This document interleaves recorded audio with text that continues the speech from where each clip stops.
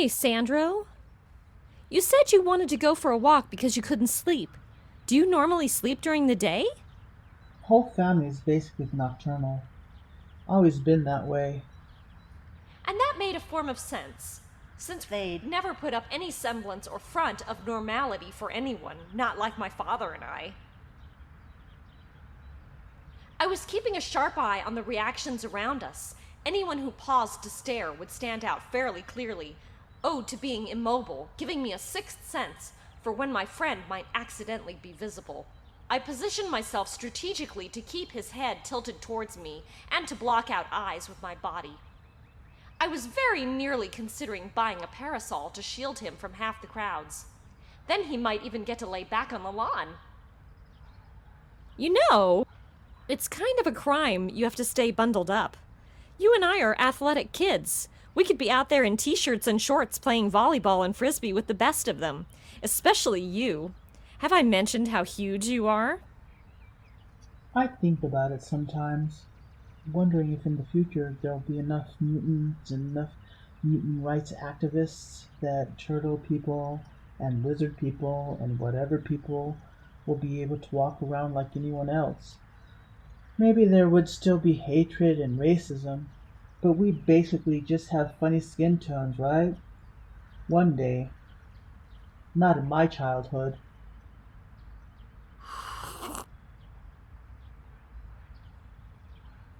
You'd be great at volleyball. Just saying. Well, don't get any ideas.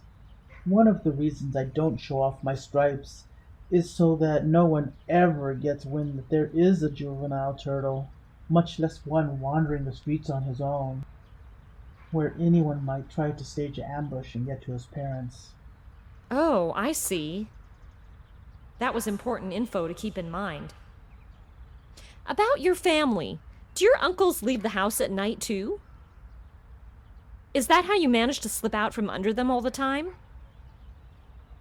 But they go to keep an eye on Foot Clan territory, and you and I haven't even been going anywhere near. Ironically, even if we did, we wouldn't bump into them unless they got particularly careless. God knows I've watched them enough years to know what to look for. I thought about that, and then burst out laughing. I found a partner in crime and have been getting into trouble less. How is that possible? We're doing wrong.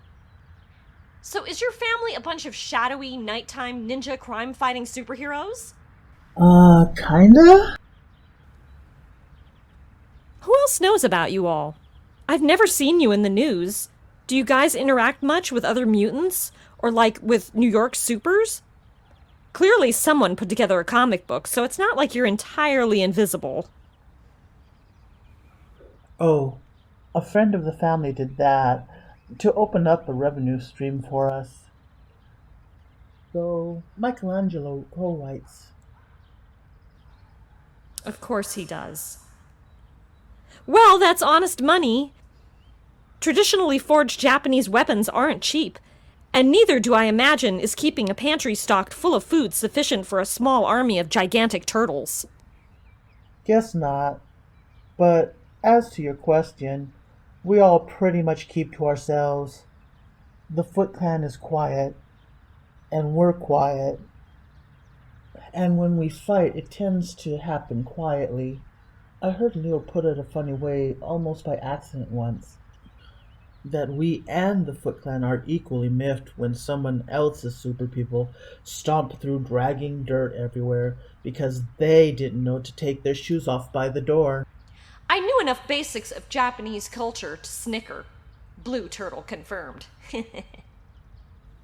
How dare they? And yeah, sometimes something big draws us all out into the open, but for whatever reason, that always seems to end up taking the fight across the river into Manhattan anyways. So Jersey doesn't even know it has us for the most part.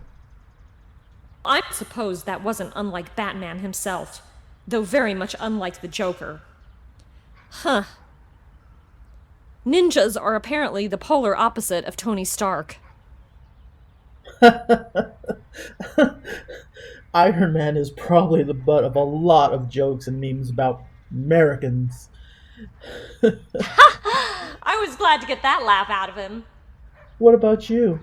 Tell me a story about yourself. It wasn't that I didn't want to. It was more that I wasn't sure how to structure things into decent, self-contained stories. Well, I'm a terrible ninja. I made a really bad oopsie our last day in Gotham, and that's why we had to leave in a hurry. What for you counts as an oopsie? You normally try to get away with Jedi mind tricks to pretend nothing happened.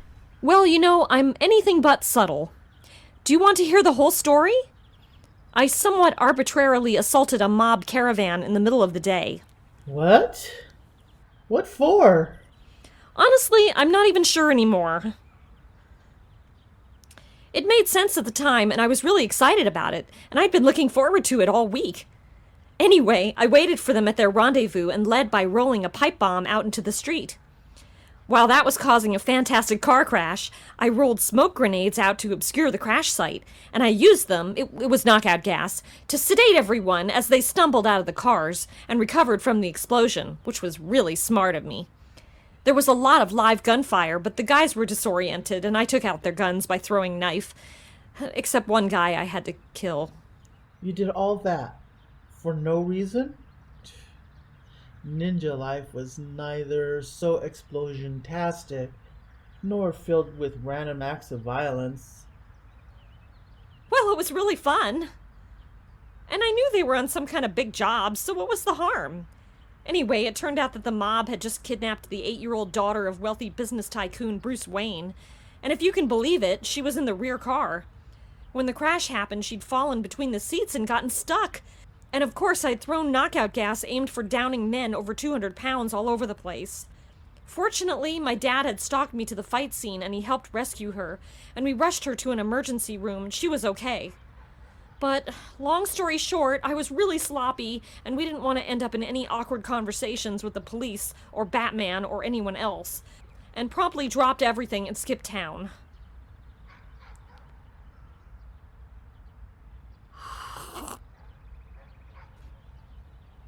You aren't even slightly joking, are you? Nope. Though the emotional fallout for me was a little more intense than I let on, because Gotham was the longest I'd lived anywhere, and I really couldn't believe I'd blown our cover like that. At least I did it pretty spectacularly, so I got points for flair, eh? Anyway, my dad made me swear to him I'd stop being stupid. He congratulated me and chastised me, and then we made a deal. I'd stay out of danger, keep him updated, and improve my test grades. And in exchange, he'd pull me out of school and let me roam Jersey at night. And I seriously broke that promise just days later by running towards rooftop gunshots and getting involved in another lethal fight, and I haven't fessed up to anything. And I know this is like the one thing that could get him seriously mad with me. I thought maybe you could advise me, or at least calm me down, 'cause, in general, you're a lot better kid than I am. No competition, even. Wow, you really are insane. Okay, look, Wild. I don't pretend to know much about how to confess things to fathers without starting huge arguments, but your dad seems unusually forgiving, and you seem to share each other's oddness. So if I were you, I wouldn't take that for granted. And I'd want to get this off my chest now rather than with, 20 or 30 other small accidents down the road. He'll probably appreciate you coming clean to him and excuse you for making the wrong decision on the spur of the moment, and it'll establish you trust him and that he can trust you to at least be honest with him. Just keep it simple and don't drag it out. Blurt it all out in one go. Say, "Hey Dad, the other day I heard gunshots and I went to go get a closer look before realizing that was the exact wrong thing to do. I got into trouble exactly like I promised not to, but everything turned out okay. Are you mad?" There. Is that so impossible?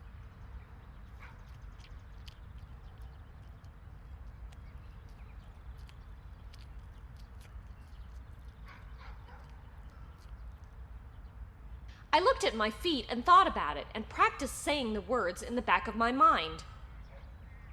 Maybe not so impossible. Would your dad accept that explanation and forgive you? My dad would murder me where I stood. But my dad is not your dad, and that's clearly an important distinction. Well, cut your dad some slack, Sandro. He doesn't sound like the easiest person to get along with, and his rules do seem pretty stern, coming from someone who's apparently only around on weekends. But you aren't the one throwing pipe bombs into the street, so clearly he did something right. Maybe. Anyway, I don't want to talk about him. You going to finish that last hot dog, or should I? We should split it evenly in half. You can have the bun, and I can have the dog. Well, Miss Crazy Pants, I fear your method would get far too much ketchup everywhere. Instead, I will break it in half like a normal person, and you can pick which bun and hot dog, both included, portion you want. Fair? Well, it's not as creative, but okay, I trust your judgment. We had a dilemma which hit about 2 in the afternoon. We were both exhausted. It would be awkward for us to go our separate ways, sneak back into our respective houses at odd times of the day, sleep, and then sneak out again in time for the evening. But where could we possibly nap for a few hours without being noticed or looking strange? The library? The sewers? After some negotiation of our strategy, we realized that we had to go with the most basic and mundane plan available to us, and found a park tree to nap under for a significant chunk of the afternoon. Hypothetically, if someone woke us up for some strange reason, I would have to be the one to deal with it, so I positioned myself farther from the tree. Sandro pulled his hood low. I enjoyed the shade and the warmth and the background noises. I glanced over at him, fussing.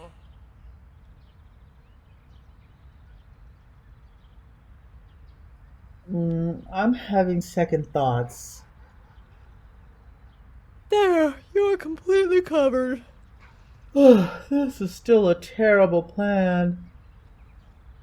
You only say that because you have a small sample size. It was funny to think neither I nor Sandro were particularly comfortable with touching, now were we? But this was nice, just depending on each other, as a sort of psychological backup, reclining out in a park in late summer with the smell of leaves and grass in the air, and not having a real care in the world. Twice I woke up disoriented and groggy, and blearily attempting to determine what might be on the verge of happening. The first time a dog came close to investigate us, and I got a face full of friendly licks. The second time, someone wanted to rob us of our phones while we were sleeping, and I glared them off with eyes of daggers instead of actual daggers.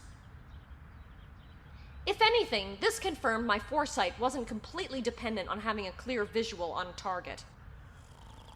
Sandro slept like a log. He didn't try to roll once, not in any direction, and he didn't wake up when I did. I was sort of impressed, and snuck a long look down on his face to make sure he was out. Then, because I couldn't help myself, he was always so interesting to look at, I carefully lifted a hand up into his hood and traced the sharp angles of his face. His skin texture ran from glossy and smooth to normal and elastic to rough and beaded. He was so cool. Okay, best not to press my luck.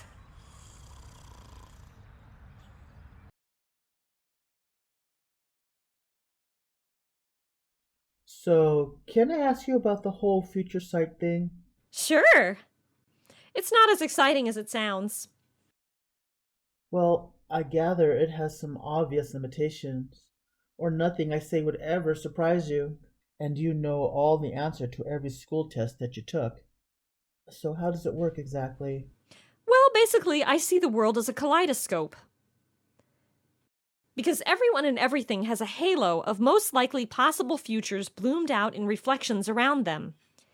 They only stretch a short distance into the future, unless the outcome has a very big, long-lasting, or dramatic effect. and it's not entirely clear to me how it works. Because what I see seems to be based on an amalgamation of people's intents, their capabilities, the trajectories of inanimate objects, and the influence of chance. I guess I don't foretell the future so much as I have a preternatural ability to anticipate whatever will happen next and to adjust for it. Does it work on conversations, or is it more a visual, physical movement-oriented kind of thing? The latter. Theoretically, I still naturally manipulate every conversation because I read future facial expressions, but the rules get weird when I can't actually see something and you're always hooded, so conversation with you is more natural. So that sort of implies there are some things you can use this to see without even looking towards them? Yes! The obvious example is I could tell if someone were going to shoot me from behind because then future me would be dead. And I could hit someone while my vision was partially obscured because out of 6 or so guesses where I ought to throw a knife, only one of them would result in my target not being able to hit me back in the future. I can also pick up on major changes in body language, big, clear-cut changes that stick for a while or forever. Explosions! Of course one of your explanations is explosions. You said out of 6 or so guesses, so you are basically telling me you need to know what to do and how to do it before you can get a glimpse of what the outcome would be, right? Exactly. Which is why you can still grab me when I'm dancing circles around you. I'm not good enough to dodge you, and so no matter how many futures I sift through, I'll not find the one that lets me get away. There any downside to it? Well, the reflections overwhelm me sometimes. My father says he very carefully weaned me into contact with more and more people when I was a baby, to try and help me get used to all the extra information. It's possible my brain is also naturally good at sorting through all that extra shit. Still, tightly packed crowds make me woozy. Can you not repress it? Not even slightly. Like, let me explain my problem with reading. I read present and future simultaneously, and all the sentences overlap and mix together.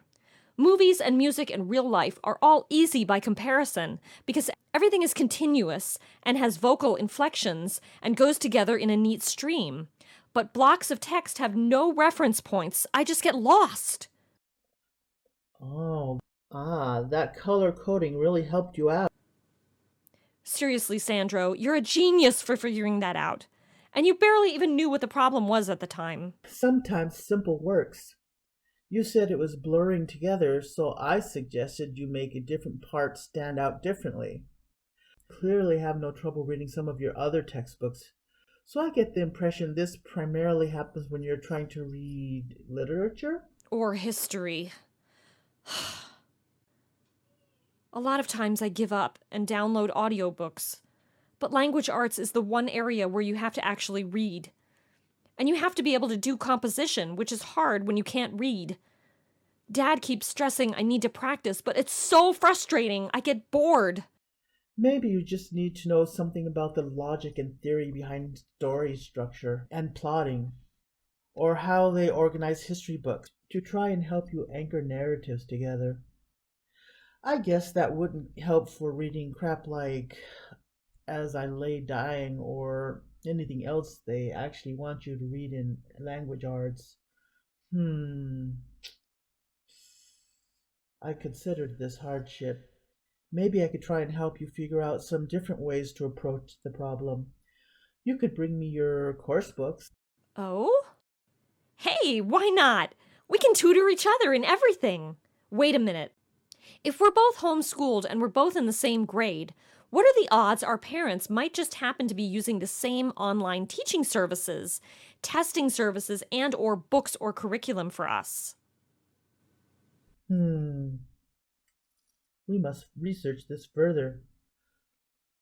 Homeschoolers only have to pass a standardized test at least once annually by law, but my mother picked a curriculum that supplies intermediary tests once a month throughout the year. I'll get back to you on the name of it. Might help you out regardless, since you want to have some proof on whether your aptitude's lifting. You ready? I am always ready to throw things, San. Jeez! I could throw things in my sleep. No, really, I always stuff my phone in my drawer if I plan to use it as an alarm clock because some hilarious things have happened to it previously. Throw.